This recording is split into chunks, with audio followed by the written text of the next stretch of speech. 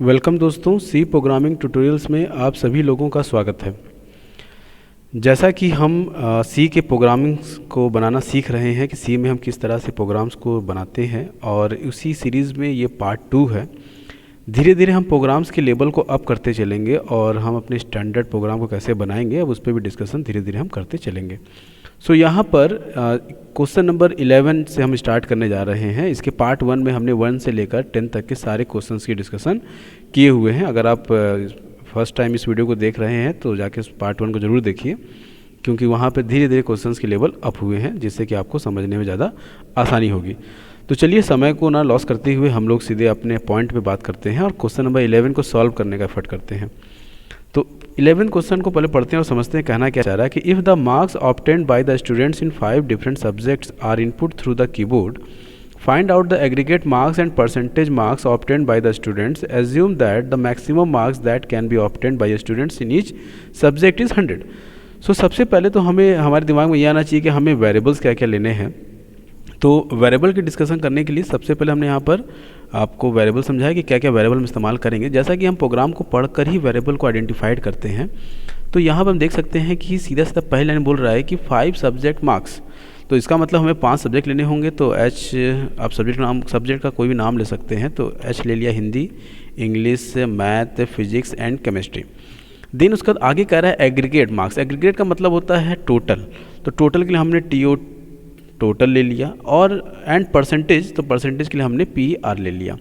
ये हमने यहाँ पर ले लिया वेरिएबल डिक्लेरेशन। अब हम बात करते हैं कि हमें इनपुट किस में करना है, यानी इनपुट क्या क्या होगा हमारा।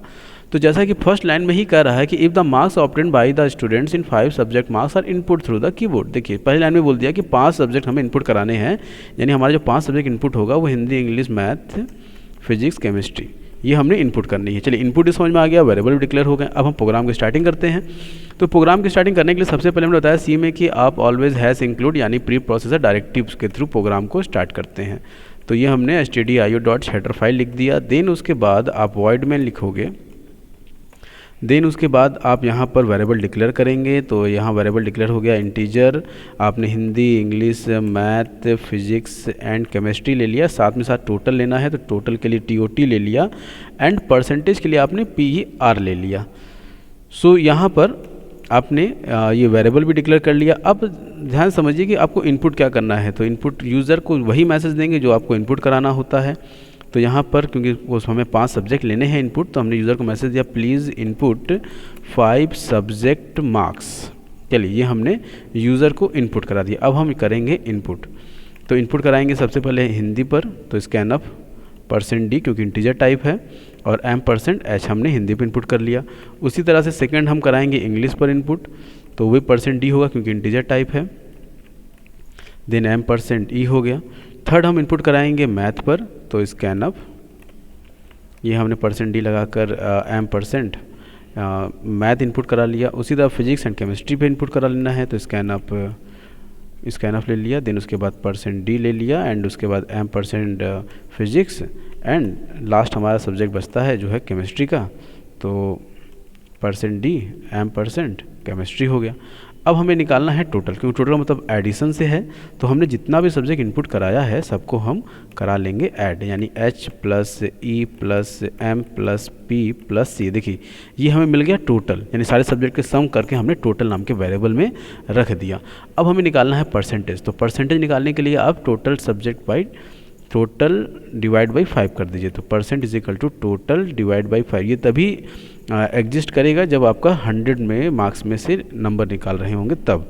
अदरवाइज़ आप नहीं तो परसेंटेज निकालते हैं कि टोटल इंटू % अपॉन लिख दीजिए अपॉन 100 करके, तब वैसे निकालिएगा। अदरवाइज़ अगर आपका टोटल 100 मार्क्स में बात हो रही है तो टोटल बाई 5 कर सकते हैं, बिल्कुल सही माना जाएगा, क्योंकि एवरेज ही हमारा % वहाँ पर हो जाता है। अब हमारे पास टोटल और % दोनों मिल गया, तो हम कराएंगे प्रिंट। टोटल को एक बार प्रिंट करा लेंगे, तो मैसेज देते हैं, क्योंकि मैसेज के साथ देने में अट्रैक्शन बढ़ जाता है। टोटल मार्क्स = %d, और /n जरूर इस्तेमाल करेंगे क्योंकि हमारे पास 2 आउटपुट आ रही है, तो कॉमा TOT। और सेकंड हमारा जो है वो परसेंटेज के लिए होगा, तो परसेंटेज इज़ ये हमने यहाँ पे मैसेज दे दिया %d एंड नाउ PER। ये हमने टोटल और परसेंटेज को यहाँ पर प्रिंट करा लिया। चलिए इसी सीरीज़ में हम क्वेश्चन नंबर 12 की तरफ बढ़ते हैं और देखते हैं कि 12 क्या कह रहा है। तो जैसा कि ये फार्मूला बेस्ड क्वेश्चन ही है और ये विद्यापीठ में बहुत पूछा जाने वाला क्वेश्चन है कि temperature in a city in Fahrenheit degree is input through the keyboard, write a program to convert his temperature in centigrade degrees. So formula होता है सेंटीग्रेड का C is equal to, just a minute, C is equal to, just a minute, तो C is equal to bracket में लिखते हैं F minus 32 into 5/9। देखिए maximum कभी कभी तो क्वेश्चन थोड़ा सा पलट भी दिया जाता है, तो लेकिन है ये फार्मूला बेस्ड, तो इसलिए घबराने की कोई ज़रूरत नहीं है। कभी कभी ये होता है कि फ़ारेनहाइट सेंटीग्रेड टेम्परेचर दे देता है और फ़ारेनहाइट आपसे पूछता है, तो इसमें घबराने की कोई भी ज़रूरत नहीं है। बस इसी फार्मूले पर आप फ़ारेनहाइट सेंटीग्रेड की जगह पे फ़ारेनहाइट को एज अ फार्मूले में सेट कर दीजिए। अगर मान लीजिए क्वेश्चन में फ़ारेनहाइट पूछा जाए कि सेंटीग्रेड दिया हो और फ़ारेनहाइट निकालना हो, तो उसके लिए आप फार्मूला लगा देंगे F is equal to 9 into 5 9 into C plus 32 divided by 5। तब देखिए यहाँ पे फार्मूला ये हो जाएगा। बट हमको फ़िलहाल तो हम सेंटीग्रेड निकालने के प्रयास कर रहे हैं, तो उस कंडीशन में हमारा पहला जो फार्मूला हमने लगाया है यही सही होगा, तो इसी का हम इस्तेमाल भी करेंगे। तो चलिए प्रोग्राम बनाते हैं। जैसा प्रोग्राम की स्टार्टिंग आप हैश इंक्लूड से करते हैं stdio.h, देन उसके बाद आप अप्लाई करोगे वॉइड मेन लिखोगे, वॉइड मेन। अच्छा चलिए यहाँ सबसे पहले हम डिस्कस कर लेते हैं कि हमें इनपुट क्या क्या करना है और वेरिएबल क्या डिक्लेयर करेंगे। अगर इस फार्मूले को हम ध्यान से देखें तो इस फार्मूले में हमें कितने अल्फ़ाबेट्स दिख रहे हैं। देखिए यहाँ वेरिएबल में अगर हमें देखना हमें ध्यान से, तो यहाँ पर हमें 2 ही अल्फ़ाबेट्स दिख रहे हैं, एक दिख रहा है C और दूसरा दिख रहा है F, यानी 2 वेरिएबल डिक्लेयर हो गए। अब हम देख रहे हैं इनपुट किस में करना है।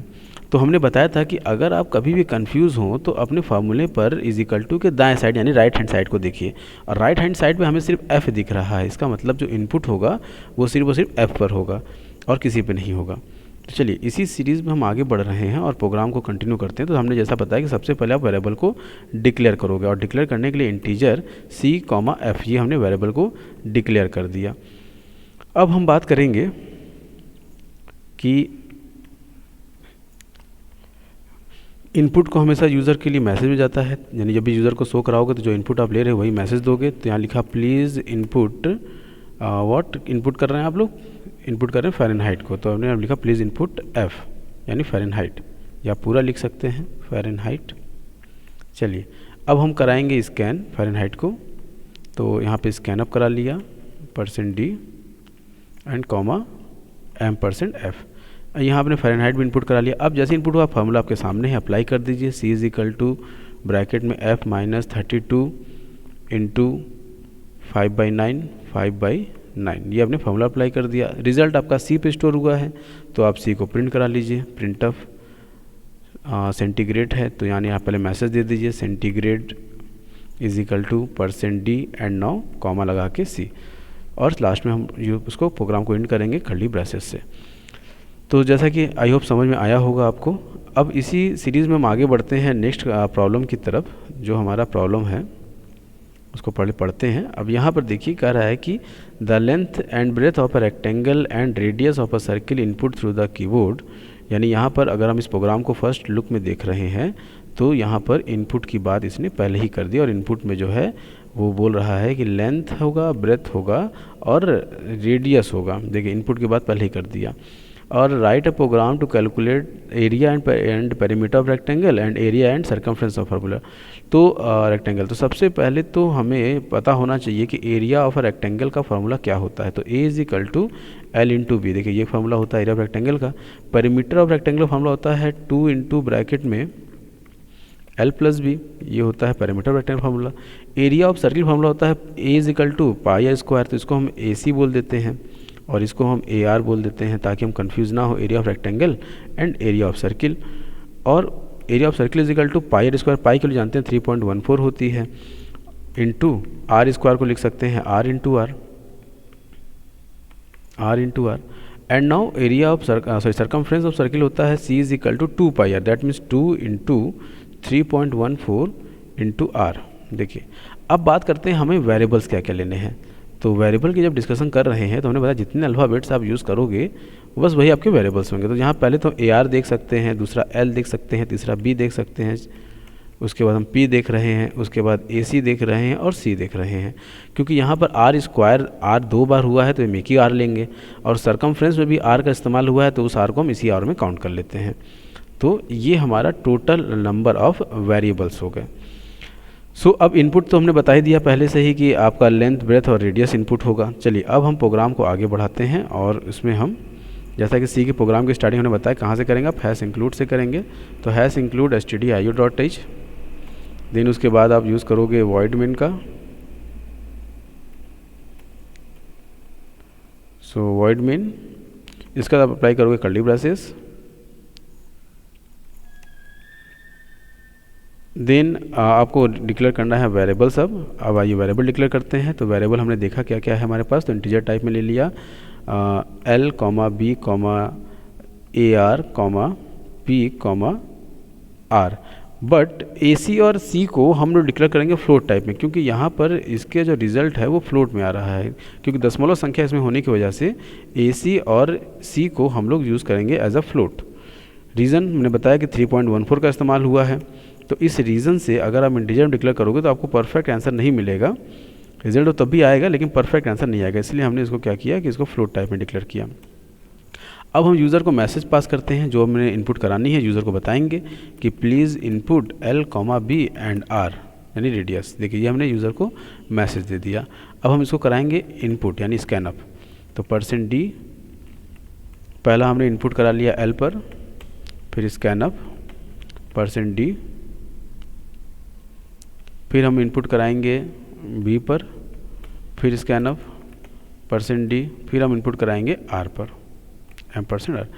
ये हमने इनपुट कर लिया। अब फॉर्मूला आपके सामने है, आप सीधे सीधे अप्लाई कीजिए। तो यहाँ पर हमने जो है integer AR is equal to हमने लिया L इंटू B। देखिए ये हमने एरिया ऑफ रेक्टेंगल निकाल लिया। पैरामीटर निकालने के लिए P is equal to 2 into bracket में L प्लस B, तो ये हमारा पैरामीटर निकल आया। उसी तरह से जो है हमें निकालना है एरिया ऑफ सर्किल यानी AC is equal to pi square यानी 3.14 इंटू R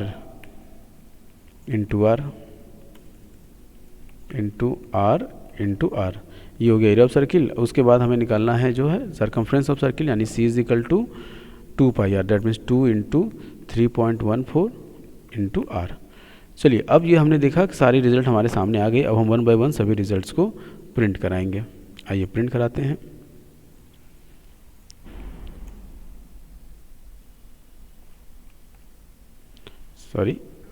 चलिए अब सबसे पहले तो हम एरिया ऑफ रेक्टेंगल प्रिंट कराएंगे। तो यहाँ हम बताया मैसेज के साथ ऑलवेज प्रिंट कराइए। तो area of rectangle is equal to %D और यहाँ पे हो गया AR। उसी तरह से /n का भी इस्तेमाल करते चलेंगे, क्योंकि एक से ज़्यादा रिज़ल्ट आ रहे हैं तो लाइन चेंज होगा तो रिज़ल्ट आपको बेहतर समझ में आएगा।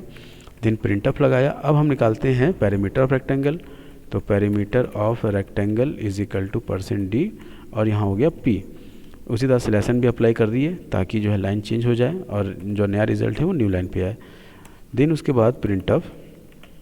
अब आप एरिया ऑफ सर्किल निकाल रहे हैं। तो area of circle is equal to %F, क्योंकि फ्लोट टाइप है, और यहाँ भी हम लोग /n का इस्तेमाल करेंगे न्यू लाइन के लिए। और यहाँ हो गया AC एरिया ऑफ सर्किल, और फिर निकालेंगे सरकमफ्रेंस ऑफ सर्किल।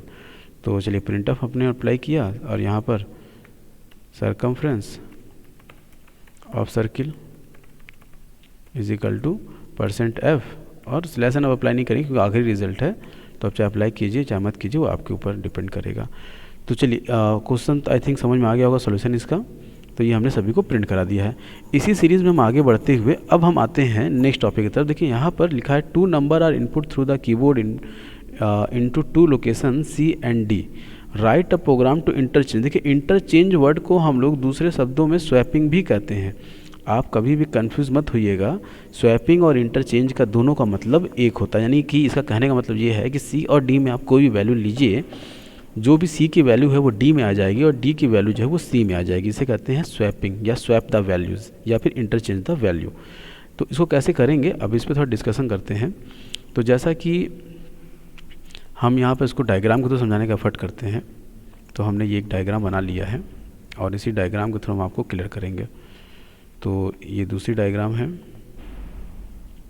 और ये, क्योंकि इस क्वेश्चन को थोड़ा सा हम लोग डायग्राम में समझेंगे तो ज़्यादा बेहतर समझ में आएगा। और ये हमने एक और भी डायग्राम ले लिया, 3 डायग्राम हो गए। चलिए अब बात करते हैं इसको सॉल्व कैसे करेंगे। देखिए इस तरह के स्वैपिंग के क्वेश्चंस को सॉल्व करने के लिए हमारे पास 2 मेथड्स होते हैं। स्वैपिंग के क्वेश्चंस को सॉल्व करने के लिए हैव 2 मेथड। पहला मेथड जो होगा हमारा, मेथड फर्स्ट, वो होगा यूजिंग थर्ड वेरिएबल, यानी हम यहाँ पर एक तीसरा वेरिएबल का इस्तेमाल करके स्वैपिंग करना सीखेंगे। और मेथड 2 जो होगा वो होगा विदाउट यूजिंग थर्ड वेरिएबल। आइए वन बाय वन हम दोनों मेथड पर डिस्कशन करते हैं। और सबसे पहले हम लोग सीखते हैं यूजिंग थर्ड वेरिएबल।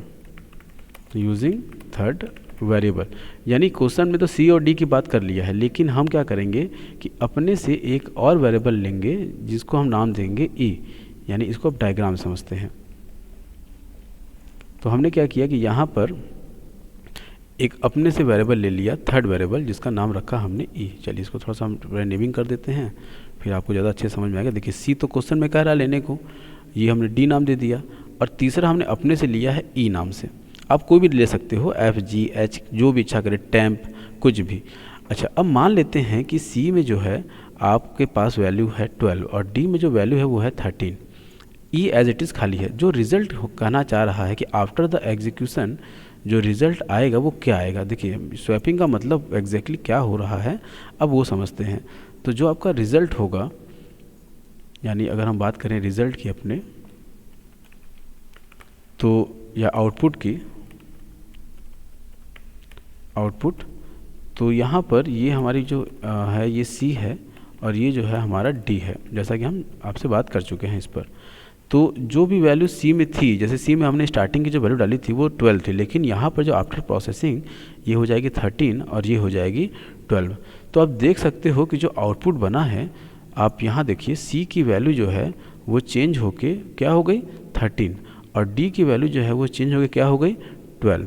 तो इस प्रोसेस को हम लोग कहते हैं स्वैपिंग द वैल्यूज़, यानी वैल्यू आपस में बदल जाना।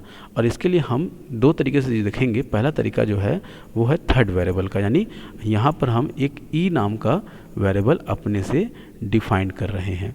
आइए अब कैसे करते हैं इसको समझते हैं। सबसे पहला स्टेप क्या होता है कि फर्स्ट स्टेप में हम ये करेंगे कि स्टेप फर्स्ट, सबसे पहला स्टेप लेने जा रहे हैं कि हम इस जगह पर सी की वैल्यू को डाल देंगे ई के पास।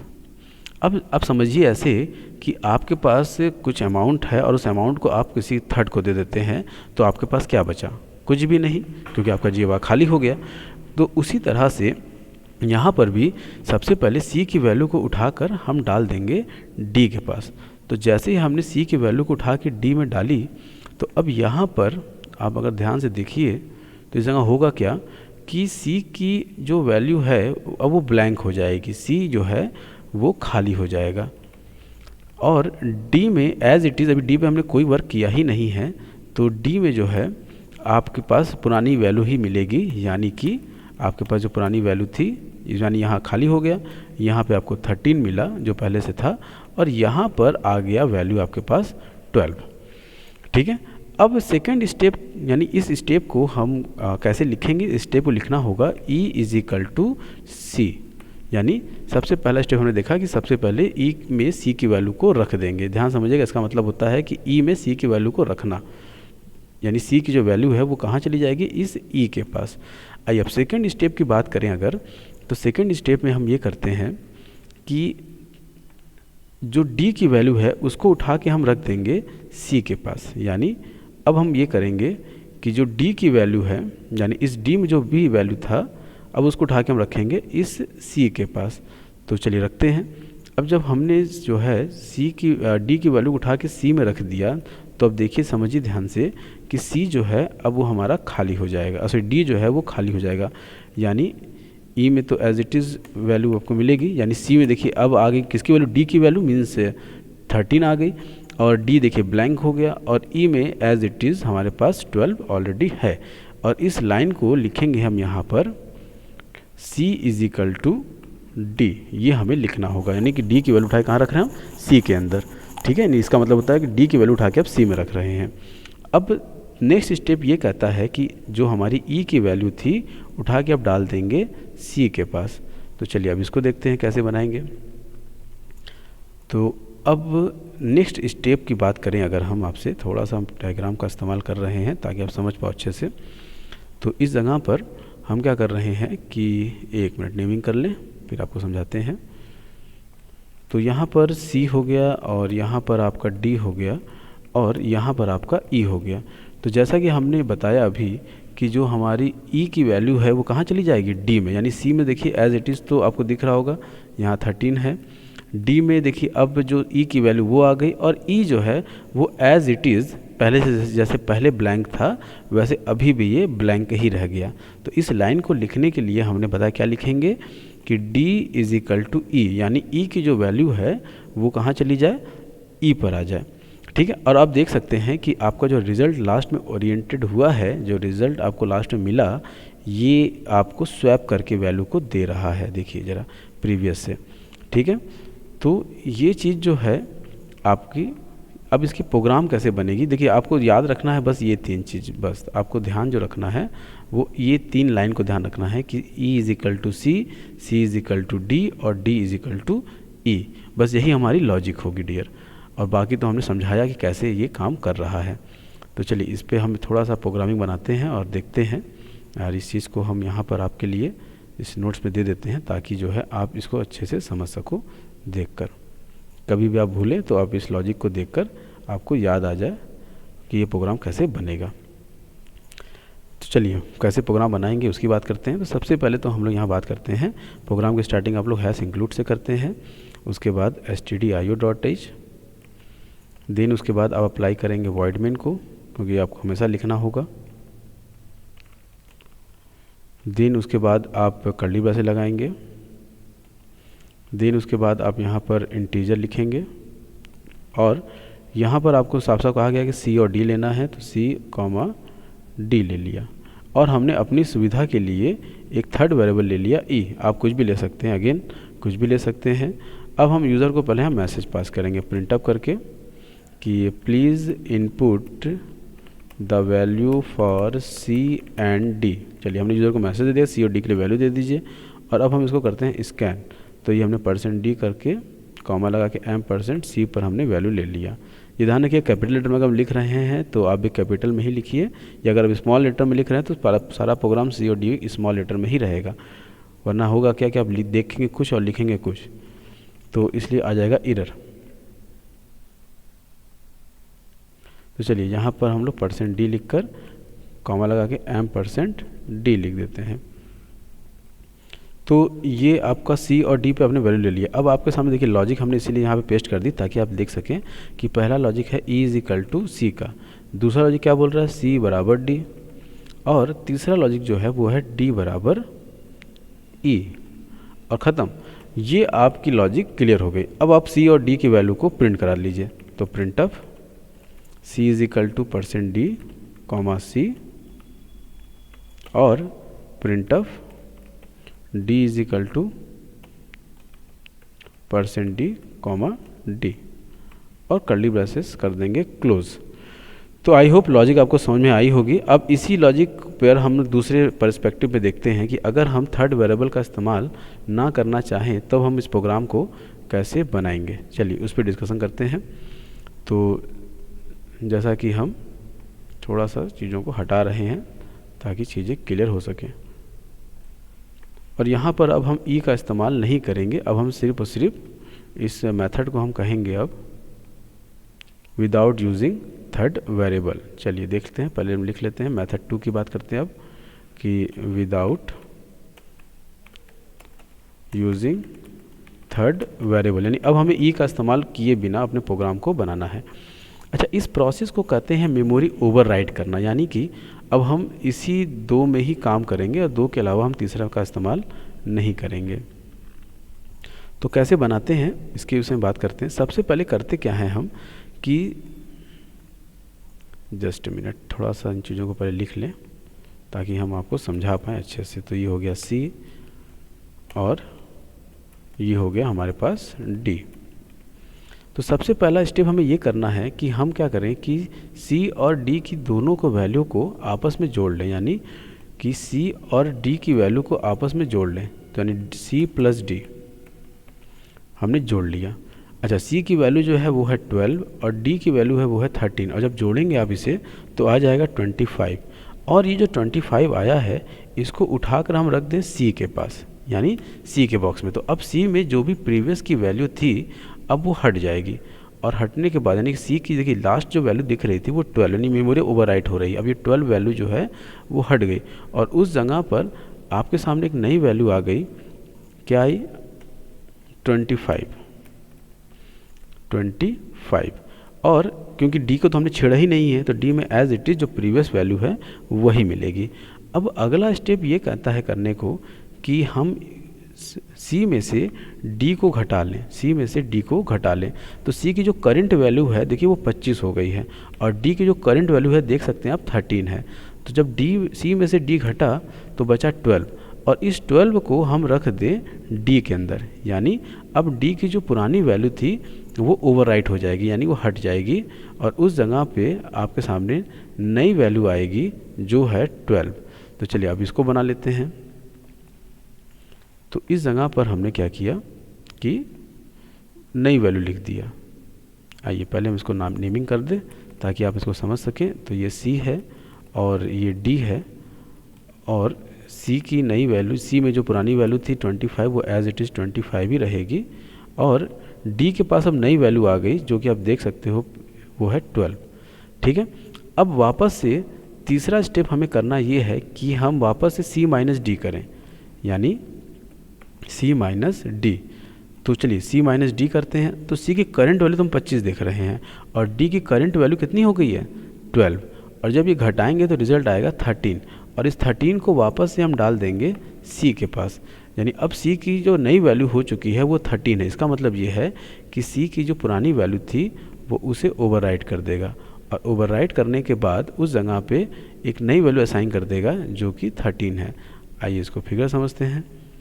तो यहाँ पर हमने फिगर ले लिया और इस जगह पर हमने इसको पहले नेमिंग कर दिया। तो ये हमारा C है, ये हमारा D है, और फिर उसके बाद जो है यहाँ पर देखिए अब 25 हट जाएगा क्योंकि उसकी जगह पे हमें 13 रखना है, क्योंकि कैलकुलेशन के बाद हमारे सामने नई रिजल्ट आया। तो ये 13 हो गया, और D के पास जो वैल्यू है वो पहले से 12 है। तो अब अगर आप चेक करो तो देखो आपकी पूरी जो वैल्यू है वो स्वैप हो गई। अगर आप देख सकते हो तो यहाँ पे C में 12 था और D में 13 था, लेकिन आफ्टर द प्रोसेसिंग आपके सामने देखिए C में मिल रहा है 13 और D में मिल रहा है 12। तो ये आपकी हो गई इंटरचेंज या स्वैपिंग द वैल्यू। तो और आपके सामने जो लॉजिक मिल रहा है देखिए वो यही लॉजिक है, और कोई लॉजिक आपके पास है ही नहीं। तो चलिए इसी लॉजिक को अब हम अपने प्रोग्राम में इम्प्लीमेंट करते हैं। तो हम आपके लिए इस नोट्स को भी रख देते हैं ताकि इस फिगर को इवन आपको भूल जाएं आप कभी तो आप इसको देखकर समझ सकें। तो ये हमने इसको पेस्ट कर दिया ताकि ये आप सभी लोगों के लिए है कि अगर इन केस अगर आप प्रोग्रामिंग में भूल जाएं लॉजिक कैसे चल रही है तो आपको ध्यान रहे, क्योंकि हमारी जो प्रोग्रामिंग है वो एज सच यही सेम चीज़ है। तो इसलिए हमने इस कोडिंग को कॉपी कर लिया ताकि टाइप करने से हम बच सकें और वीडियो ज़्यादा लंबी ना हो पाए। और फिर उसी कोड को हमने यहाँ पर